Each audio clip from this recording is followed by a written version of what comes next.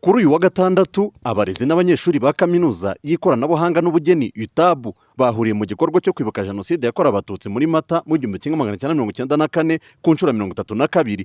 Iki gikorwa cyabanjirijwe n'urugendo rwo kwibuka rwavaga kuri kaminuza ya UTAB rwerekeza ku rwibutso rwa jenoside yakorewe abatutsi rwa Mukeri, ahashyizwe indabo ku mva rusange ishyinguyemo imibiri y'abatutsi bazize jenoside.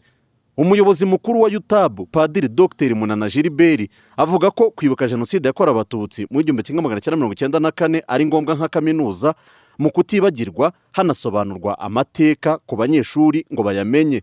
Uyu munsi rero ubutumwa bwatanzwe buragaruka kuri ayo mateka no kutayitiranya n'ayariyo yose, ariko by'umwihariko ku kintu bita ikiraro hagati ya generation, ikiraro cyo kutibagirwa uburyo abanone duhari tugomba kuba ibyo biraro hagati y'abakuze bari bakuze cyane n'abato batayimenye cyangwa bayimenyeho gakeya. Aho rero niho tugomba kubasobanurira amateka ku buryo nyabwo, ibyabaye ntibyitiranywe n'ibitari byo, cyane cyane bikunze gukwirakwizwa n'abapfobya n'abahakana iyo jenoside n'abandi bafite ingengabitekerezo yayo. Ubwo rero icya mbere igisobanuro no guha agaciro abagiye tubibuka kandi tubunamira, dushaka ko umurage basize utazibagirana. Igihugu rero ngo kikaba kiri mu rugendo rw'ubudaheranwa n'ubumwe cyatangiye kandi kikaba kitazasubira inyuma. Natwe tukaba nk'abafatanyabikorwa, amashuri, kaminuza, tugomba gufatana mu mugongo mu iryo terambere, icyaba cyarabaye cyose ariko tukamenya icyo ari cyo kuri iyo jenoside yakorewe abatutsi, itagomba guhakanwa, itagomba gukoreshwa uko bidakwiye kubera kubura amateka. Aba batoya ni twebwe bo gukomeza gusigasira amateka yayo, tukayashingiraho twubaka, tukibuka, twiyubaka. Ubutumwa ku banyeshuri n'abarezi. Yego, ubutumwa ku banyeshuri n'abarezi birumvikana, ni ubutumwa bw'ihumure. Ubutumwa bw'ihumure ni ugukomeza abarokotse jenoside yakorewe abatutsi, ni ugukomeza abanyarwanda muri rusange, ariko ku birebana n'abanyeshuri n'abarezi ni uko tugomba kubakira ku byiza bimaze kugerwaho. Byinshi birahari, burya umuntu yageze kure habi yakoresha imbaraga zikomeye, hakoreshejwe icyuya, amaraso, gusobanurira abantu, kubereka ukuri. Ubu ngubu turi mu bihe byo kubwira abajene gusura inzibutso kugira ngo barebe ukuri nyako, gukurikira ubuhamya, kugira ngo bumve mu magambo y'ababibayemo icyo jenoside ari cyo n'icyo itagomba kuba cyo. Hanyuma rero mu iterambere ry'igihugu, ni iterambere rishingiye ku bumwe, nk'uko ari byo turimo dushimira n'abayobozi bacu babitugezaho, baturinda gutatana, bakatubwira ati mwirinde icyabatanya. Abajene rero ni ingufu zigomba kurwanya icyadutatanya. Ejo h'igihugu hari mu biganza byabo, hari mu biganza by'abakiri bato, ariko natwe turahari. Ntabwo bashobora gutinya kubwira upfobya.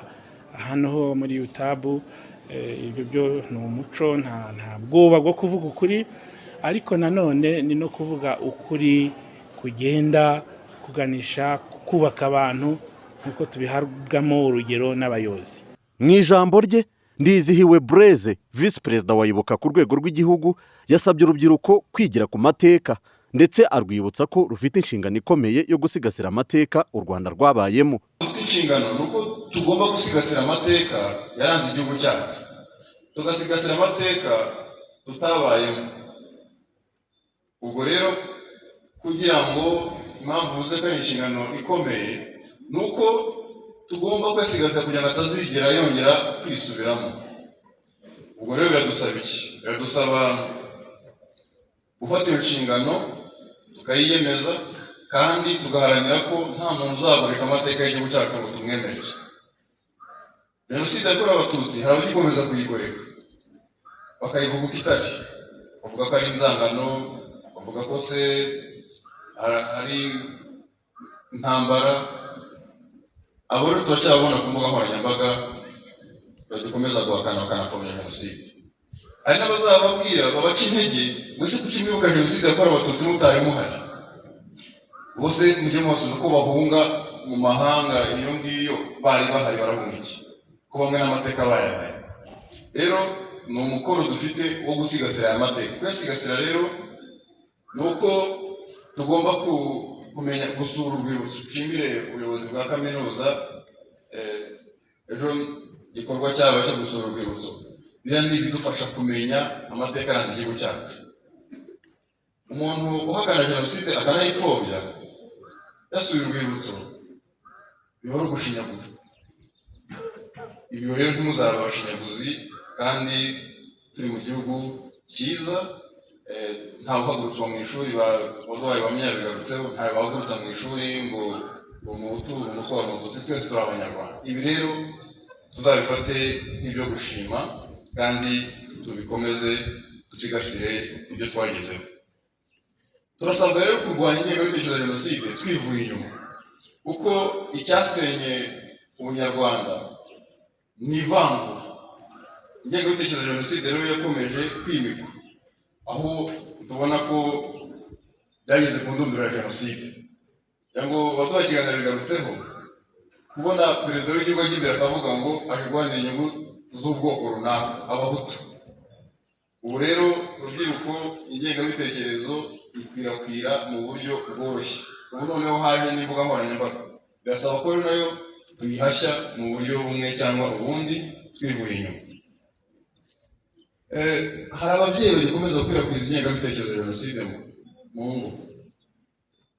Mwe muri hano mwicaye hano, ibyo natangiriyeho ntabwo kwibuka ari umuhango kugira ngo twicare aha ngaha gusa twumve imbwirwaruhame, twumve indirimbo, ahubwo ni ukwiga tukamenya ubusharire n'amateka aranze igihugu cyacu. Umuyobozi w'akarere ka Gicumbi Nzabontima Emmanuel wari umushyitsi mukuru yavuze ko hakozwe byinshi mu kwimakaza ubumwe bw'Abanyarwanda, akaba yasabye ko hakomeza gutozwa abanyeshuri kugira indangagaciro. Komeze gutoza abanyeshuri abo tubana nabo, urubyiruko bagenzi bacu, gutoza no kwimakaza indangagaciro y'Abanyarwanda. Birahura n'aya ndangagaciro cyangwa se bya hame twavuze byo kugira ubumwe. Ndagira ngo dukomeze dufatanye mu kurwanya ingengabitekerezo ya Jenoside, ariko tunabwira abayifite n'ubiteganya ko ari icyaha kidasaza, natwe twiteguye kumukurikirana binyuze mu mategeko. Ndagira ngo kandi twese twimakaze guteza imbere ibiganiro byubaka ubumwe, duteze imbere ubufatanye n'iterambere rusange, dusigasira ibyo tugenda tugeraho, dushimangire kandi dushyigikire ubuyobozi buboneye, ubuyobozi bushyize imbere inyungu rusange aho gushyira imbere inyungu z'itsinda cyangwa se z'umuntu ku giti cye. Ari nabyo ubuyobozi mukuru w'igihugu nyakubahwa Perezida Paul Kagame twifuriza cyangwa se yifuriza abanyagihugu, cyane ko mu magambo ye atubwira ati umuturage agomba kuba ku isonga. Ndagira ngo rero twige kurangwa n'ubunyakuri, dukorere mu mucyo, twegere abaturage kugira ngo dukore ibitandukanye nyine nk'uko nabivugaga n'ibyabayobozi babi bayoboye u Rwanda, ndetse n'imiyoborere mibi yabo ikatugeza kuri Jenoside yakorewe Abatutsi. Dutoze urubyiruko rero nk'abarinzi b'ubumwe. Ingengabitekerezo ya Jenoside akenshi iragaragara kuri social media, ku mbuga nkoranyambaga. Tuba aba mbere mu kunyomoza ndetse no kugaragaza ukuri ku mateka yacu, duhangane n'abashaka kuyagoreka. Rero tuzahora turashima nyakubahwa Perezida wa Repubulika ku cyemezo yafashe cyo kuyobora inkotanyi, nazo dushima. Jenoside igahagarikwa ndetse n'igihugu kikabohorwa, hakajyaho n'imiyoborere myiza ishingiye ku muturage.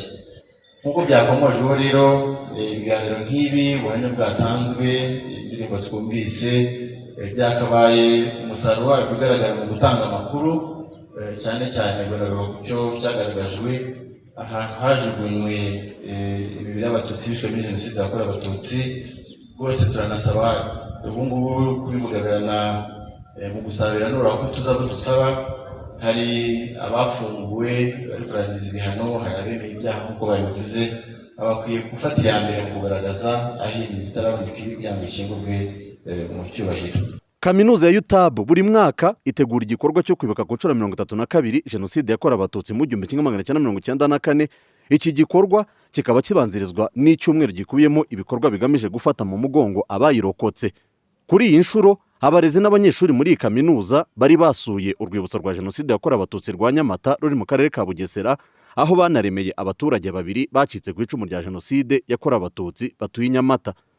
Abuduru Nyirimana, Izuba Radio TV mu karere ka Gicumbi mu ntara y'Amajyaruguru.